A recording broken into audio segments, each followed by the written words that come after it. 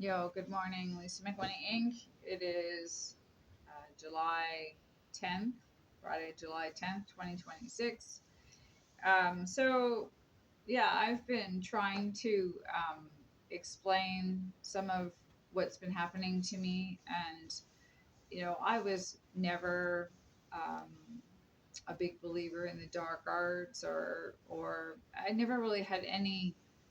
Um, I never really felt I had any real experience with the dark arts or the dark, like extreme dark forces in the world. Boy, has that changed.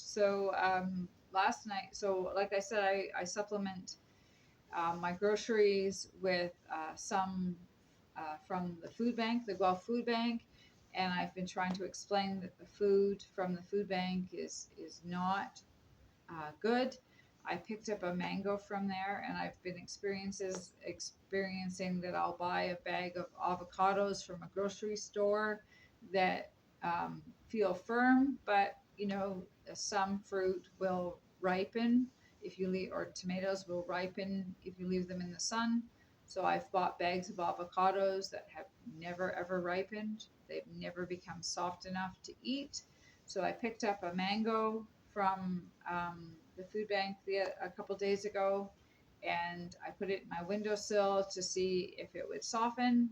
And the same thing was happening; it was not softening. So last night, I had done a video earlier of putting a gourd, like an entire small pumpkin type thing, on a baking sheet and baking it, just to make it easier to cut because they're very firm and therefore seem unedible, but they actually are quite edible. They're just difficult to cut and cook. I never tried it, but I thought I would put the whole pumpkin or gourd in the oven, on a baking sheet, maybe even a pot with a little bit of water to help steam it or soften it, and then get it to the point where it can be cut. So I did that with a mango last night. I put it in a pot of water and I turned it on high to boil it. And I've been trying to explain that um, I think because of the medication that I was on, that it somehow altered my brain chemistry, that I'm easily controlled by individuals. Again, not really sure who or why. Anyway, I put the pot on the stove and went to bed. I kid you not, went to bed, and I woke up at 3:13 by my watch. My watch is 7 minutes fast. And last night before I went to sleep, I could smell something burning, and I thought it was my neighbor. I don't even know what time that was. So I get up this morning at like 3:13 minus 7 minutes, and the pot's on the stove, and I can't even remember why it's there. So, the bottom is burnt by that much, but the mango is somewhat edible. Okay. So I'm trying to tell you that I'm trying to cope with food that is possibly purposely being planted in grocery stores and food banks, that is not edible, is not good for us, is not healthy, is not what it says it is on the package. The packages are don't have English or French on them. My understanding, anything that's sold in Canada has to have English and French on the labels, and these do not have English or French on the labels. I've seen spelling mistakes on labels. I've been reading labels since I was 5. Sit at the kitchen table and read the box of cereal, or read the can of soup that your mom's preparing for lunch or whatever. I've been reading labels since I was 5. Never seen a grammatical or spelling error on any label anywhere in Canada my whole life. Now I see them regularly. You know, Ingredients. I was reading the ingredients of that wrap the other day. I don't think copper is supposed to be taken internally, but those Wonder Bread wraps had copper in them, and saying that there was a certain percentage of our daily intake of copper. I don't think humans are supposed to ingest copper because I thought copper was poisonous to humans if ingested. Anyway, so things like that, and I'm like I said, I looked at that label, and I don't remember foods in Canada, any packaged foods having nutrients like that. Usually packaged foods are processed, have a heavy chemical base and things like that, preservatives.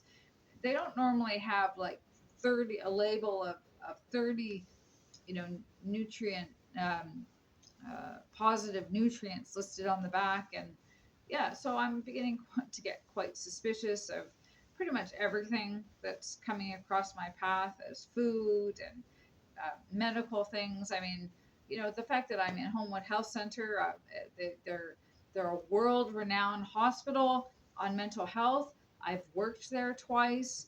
I've volunteered there, um, and still somehow they thought it was okay to pin me to the ground with at least four grown men, and have at least 10 other staff members standing around while they pulled down my pants and injected me in both hips.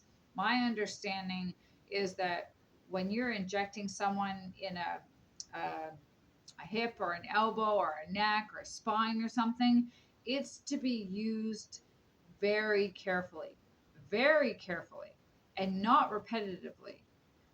So yeah, I could almost not walk in the hospital. I had to use physical therapy that I did on my own, just from, common sense, to regain my ability to walk.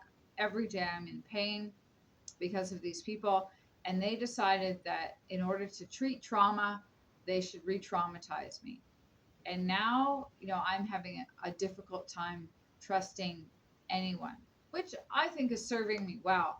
So the reason I'm bringing that up is because, when I woke up this morning at 3:13 and realized I'd left a pot on the stove, never done that. Never in my life done that. Lived on my own since I was 23 years old. Never left a pot on the stove, ever. Okay? So when I wake up at 3:15, I feel like I'm being mentally manipulated.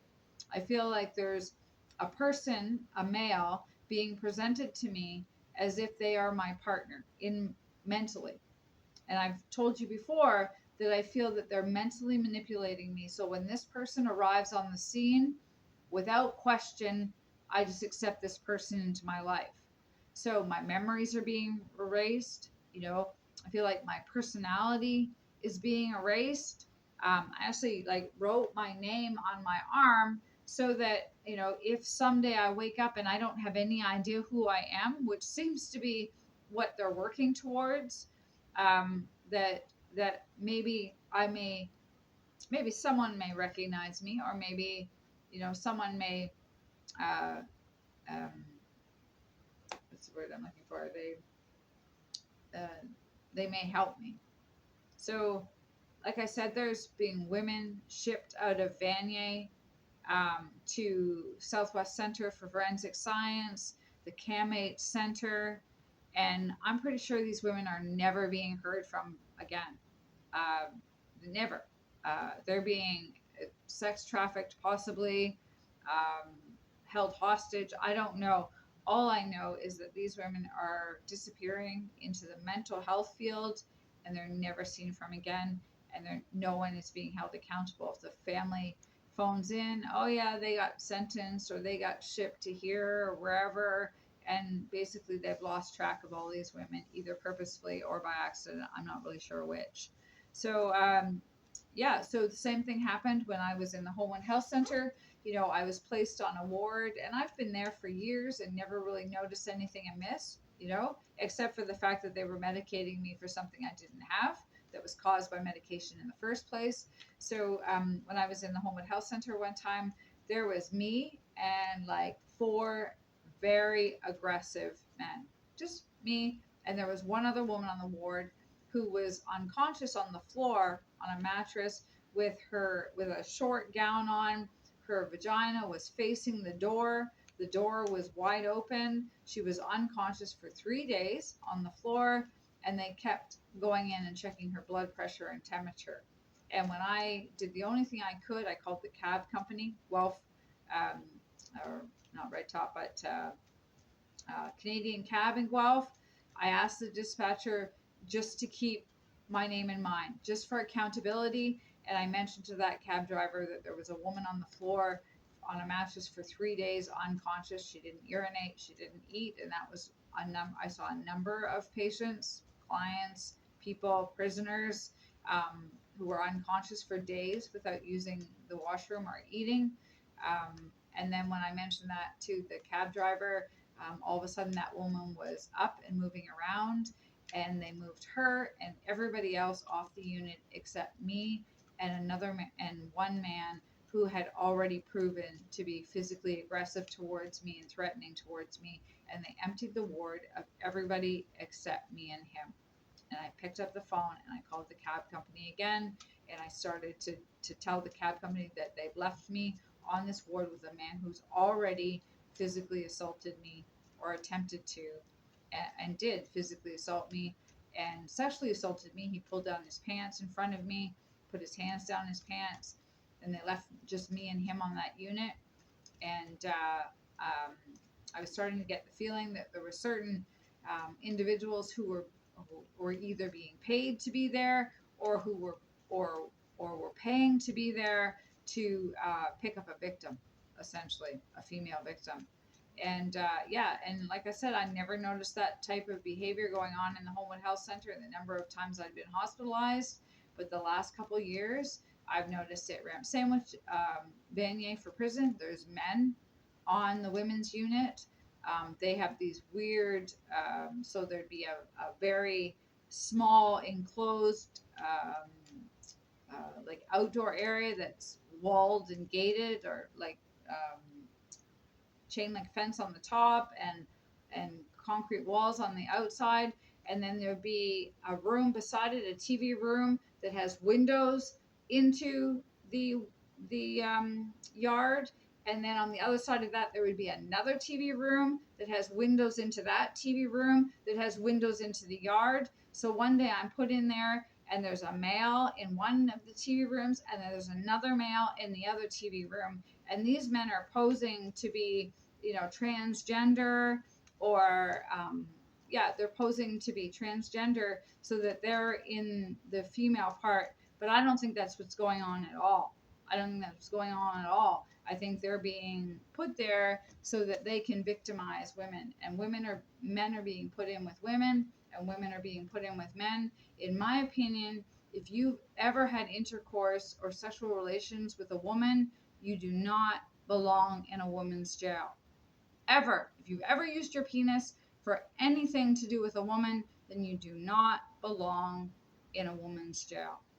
It's too easy to victimize. And yes, now they're putting men in with women and they're locking them down. What do you think is going to happen? And if you fight back, you get charged, right? So the point I'm trying to make is that when I woke up this morning, I was starting to lose who I was. And I feel like something's nattering at me on an unconscious level. And my only solution, I got down on my knees and I prayed to God, and I started to watch the YouTube videos that I'm posting, because they remind me of who I am and what I bring to this world. So the other thing I'm trying to get through is there's a lot of societies from very far back that started to marry their children off for political reasons, for religious reasons, for bloodline continuation, having sex with their cousins, their first cousins, having marriages with their brothers and sisters, their aunts, sons marrying their mothers, to keep the bloodline, to keep the king or queen at the top, the rulers at the top. And I get that to a certain point, because for the most part, if you don't have money and power on this planet, you don't eat. You don't get housing. Basically all those things still go on in the planet. But I'm telling you right now that the psychic readings I'm listening to online are accusing the man I love of very dark things. And I'm not saying he's not capable of them, but the fact is that he comes from a very traumatized past, And I bet you any money that on this planet, the people and that presented themselves first to help that young man when he was young were the dark people. I don't mean dark skinned, but the criminals, because they had something to gain by helping him, right? They got someone who would run their drugs. They got someone who would, crawl into small spaces and plant something or steal something, things like that. So, and that's always happened. You know, people that are marginalized end up teaming up with what we deem to be inappropriate people. But as far as he's concerned, they were the only people who helped him. So they will stay. He will stay loyal to them. For me, I stayed in my family because I knew I wouldn't survive on the streets. Knew I wouldn't survive on the streets, so I stayed in my bedroom, and that's what I did. I stayed in my bedroom and I listened to music. And I stayed in my bedroom and I listened to music, and that's what I did. And so I became very isolated. My partner, who I consider to be my life partner, became a pack animal. He wouldn't have survived without the people, the people his own age, the people on the streets. He wouldn't have survived without them. And so the point I'm trying to make is that um, when we, as far as I'm concerned, when I was choosing who I wanted to be with for my life, and I chose Billy, I heard God's voice. And when you hear God's voice, it's unmistakable. You just know it's God's voice. You just know it. And God said, then you will complete your purpose. And I said, then what was all the homosexual bullshit? And God said, it is a choice, right? And when God brings you together with another person, you know, um, it's different than when you choose a partner because they'll provide for you and your family. They're from a good family. They're good looking enough, or they're successful enough, or they'll further my business, my career goals, or things like that. It's completely different, completely different. And I feel like because a lot of society chooses their partners based on intellectual reasons, or here, we think this would be a good partner for you, just go make it work. You can't do that to people. You cannot do that to people. Not even animals do that to people, to themselves, right? A lot of animals mate for life, and they do that based on a lot of different attributes, not simply their family doesn't just throw them together. So I guess I'm trying to say is that for me, I don't care what Billy's into. I don't care what he's done wrong. I don't care what other people see as his motives. I know that every person, every animal, every plant, every creature on the planet is good because God created them. It's all dressed up and mucked up by life experiences and trauma and mistakes and successes. It's all fucking mangled up. But at our core, we are good people, good animals, good plants, good insects, good water, good soil, you know? And so I feel like, I'm being encouraged to open my eyes and see what this person is really about. And the fact is, like I shared, everybody on the planet is capable of every type of evil that ever existed on the planet, ever. And everybody on the planet is capable of every bit of goodness that's ever existed on the planet, ever. And that's what I believe. And that's not specific of him. But I'm starting to lose my way because I don't see goodness in people anymore. I see people attacking me. I see people angry with me. I see people accusing me of things I didn't do.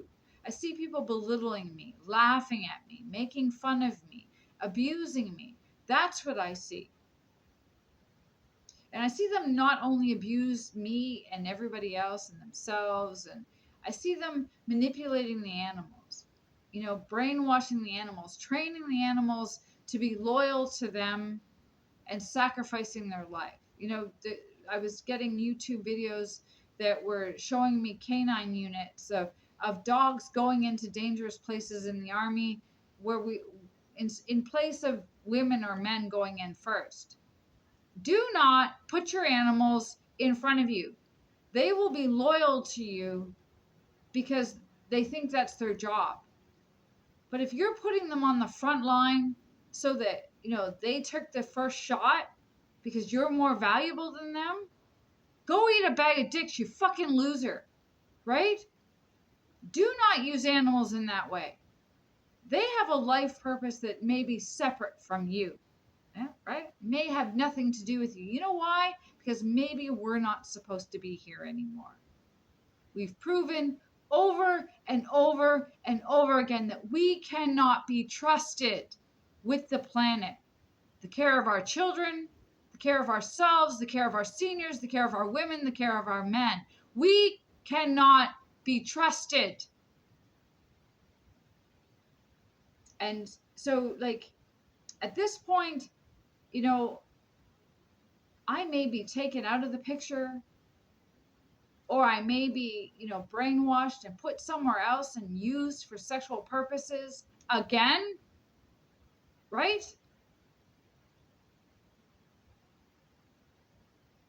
At some point, we need to ask ourselves, I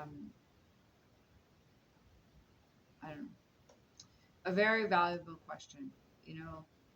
What are we doing? What exactly are we doing? And, I'm scared to death. I've never encountered this reality I'm experiencing. Never. And I'm trying to manage it, day by day. I'm trying not to sound like a complete lunatic, because it discredited me my whole life, told everybody I was so mentally ill that nothing I said is logical, makes sense, worthwhile, that isn't crazy, right? That's not true. That's not true.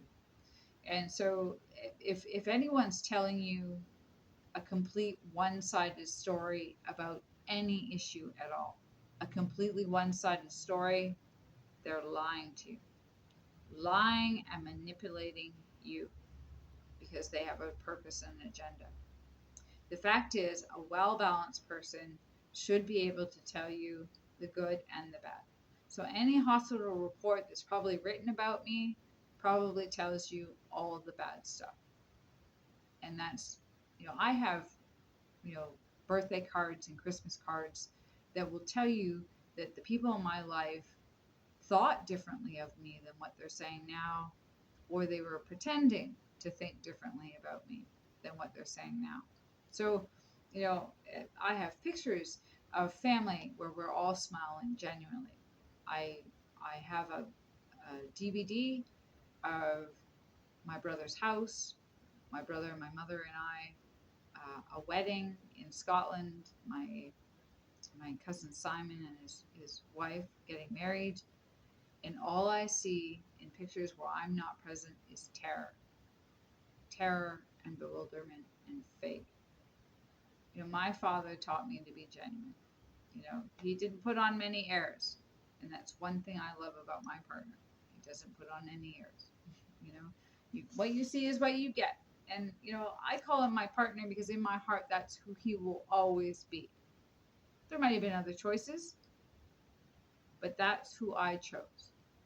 And it was God ordained. I know that from the bottom of my heart. So I don't give a shit what you tell me about him. I don't give a shit what he says to me. I don't give a shit because I know that there's a reason. That at his core, he is a good person. And part of the reason, if he's doing bad things, is because everybody gave up on him. And because the majority of people around him were bad. And that included his parents and his teachers and the police officers and the politicians and the pastors and the priests and the nuns. I'm telling you right now, if that man is doing wrong now, it's because we all fucked up. All of us. So, I won't take credit for the good he did.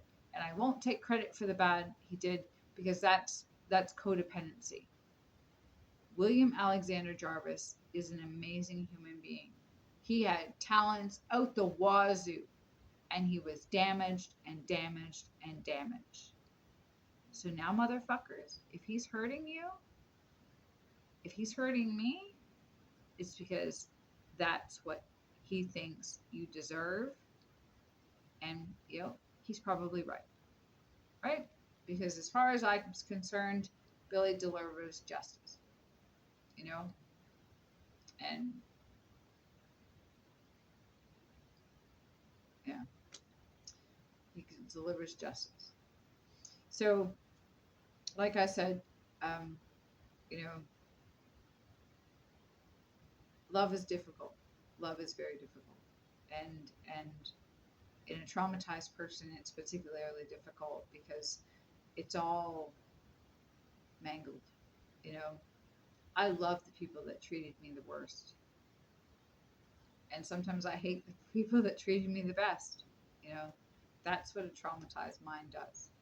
You know, but having said that, God spoke to me and said if I pick Billy, I would complete my purpose, and that may not involve us running off into the sunset together. God didn't promise me that. God promised me if I chose Billy, that I would complete my purpose. And I chose Billy. So I know beyond a shadow of a doubt that God's telling me the truth, that I will complete my purpose. And I might already have done that, in which case I might leave the planet. Maybe. I don't know. All I know is that I chose Billy and God told me I would complete my purpose. Done deal. And that is the point to my life. So when I cross over, maybe I'll know what that purpose was, and I'll see how my behavior negatively and positively affected the planet, just like every other human being. So I don't know. I don't know what they're telling you about him. I don't know what they're telling you about me. I don't know what he's telling you about me or what I. Anyway, all I'm saying is that at the end of the day, God loves every creature he ever created. And if we don't get on board with that, I don't know. If we don't get on board that everybody on the planet is worthy of love, that we're worthy of love, that everybody on the planet, no matter what they've done or not done, is worthy of love, then yeah, we're fucked. Absolutely fucked. Those storms that are happening out my window that look like they're going to take away my building, they're probably coming, because we've done this too long now. We've fucked each other over too long now. So, yeah. So, I don't know if there's still hope for the planet. I don't know. I assume that if the storms come, I'm sure those who will best suited to carry on the planet will survive, and that might only be insects, or that might only be the odd bird, or that might only be the odd human, or that might only be the odd wolf. I don't know. But balance will restore itself with or without our cooperation. So, anyway, I love you, Billy. Unity.